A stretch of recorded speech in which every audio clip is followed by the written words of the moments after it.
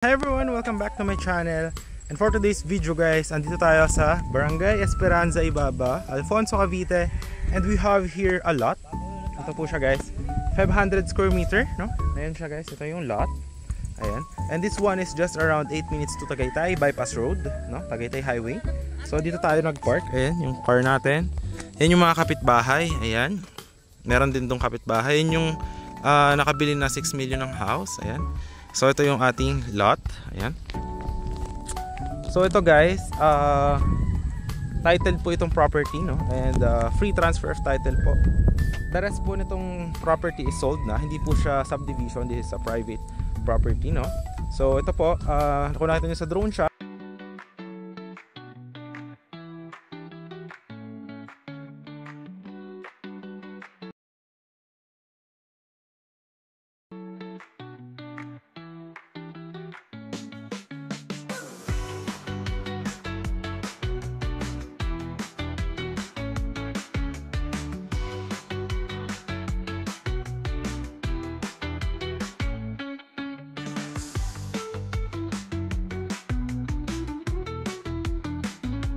andyan lang yung access. Ang ating landmark is Barangay Esperanza Hall, Barangay Ibaba Esperanza Hall. Kung saan yung Barangay Hall, 1 minute from there, ito na kayo sa lote, 500 square meter. So nakita nyo may mga kapitbahay na rin. Ituro ko hanggang saan yung location nun. So ito guys, cemented road yan. Ito, yan, ipalinis lang natin to. Ayan, hanggang simula dyan, ito yung kapitbahay guys. May kuryente, tubig na rin here. Ayan. Okay, yan, simula hanggang dyan. Ito, na pinalinis niya na yun sa kanya. Ganyan kalaki yung kalsada. So hanggang dito yung ating lot. From here hanggang doon sa may kotse ko. Yan, hanggang dyan. Pa-square doon. Yan yung linya ng kuryente. Paikot doon. Yan. So 500 square meter. Ayan. So yan guys is for only 6,000 per square meter lang po. And free transfer of title na din. So dito guys, walang restriction. Tapos walang mga monthly dues kasi hindi naman siya subdivision. But dito may mga owner din. Tulad ito yung kapitbahay. Ito yung kanyang lot. Ayan guys. Bang cute. Yung kapitbahay nyo. Ayan. Yan, meron din dyan mga ano. Pwedeng pabakuran nyo lang or pwedeng investment lang. Ito, ipalinis na lang. Siguro if bibili nyo to, kahit ako na yung magpalinis ng kalsada rito. Para makita nyo yung cemented road niya. Ayan, ikot naman tayo papunta sa kabila, no? Tara, natin siya.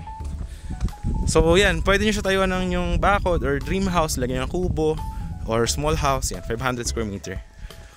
So maganda rito guys kasi ang lamig ng weather. Ngayon is almost 4 PM pero ang lamig na guys, lalo pagkagabi naghahamog po dito. Ayan. Ayan yung kapitbahay na isa, 500 square meter din yan. So ganyan kalaki pag ito tinayaw nyo ng bahay. Ayan. So kasya dalawang sasakyan sa daan. Ayan. Alright. So yan guys, hanggang dito yung lot. Ayan. Ayan yung mga iba pang kapitbahay. Ayan, may mga house din dyan. Yun yung client ko na nakabili ng 6 million. Ayan, na house. Ito, pero yung 200 square meter lang. Ito 500. Corner lot siya. So laki ng frontage niya, no? Ayan, hanggang dito sa kabila. Ayan guys, alamig na, oh. Promise, as in. So ayan siya guys. Ito yung 500 square meter. Ayan. So up to here. Ayan. Pag ganyan siya. So yun, if you are looking for a property guys na malamig for retirement, for only 6,000 per square meter, libre na po yung transfer title for this one. So this is cash basis only kasi this one is title siya tapos ito transfer na lang sa ninyo. Alright, so yun guys, if you are interested, nakita naman yung drone shot, ang lapit niya lang. Ayun lang yung Barangay Hall, 1 minute from Barangay Esperanza Hall. Tapos yan, may mga nakatira na rin dito. Ito yung iba rin, ayun, mga kapitbahay, ayan dyan. Tapos dito, ayan, makita nyo rin yung mga ginawa ng ibang clients. Ito 250 square meter lang to. Ayan guys, ganyan. Yan yung kaganda yung ginawa ng ibang kapitbahay.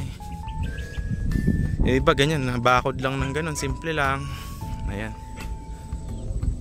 Alright. Tapos ganyan kalaki yung kalsada. So yun guys, if you are looking for a retirement na hindi nasa subdivision but buhay probinsya and you are just 8 minutes from Tagaytay, I highly advise this one. So yun, nandiyan naman yung Viber, WhatsApp ko if you're interested. Message mo lang ako and I hope ma-assist ko kayo sa inyong dream property, which is this one. So yun lang guys, maraming salamat sa panonood. I hope to see you in the next vlogs and see you soon. Bye bye.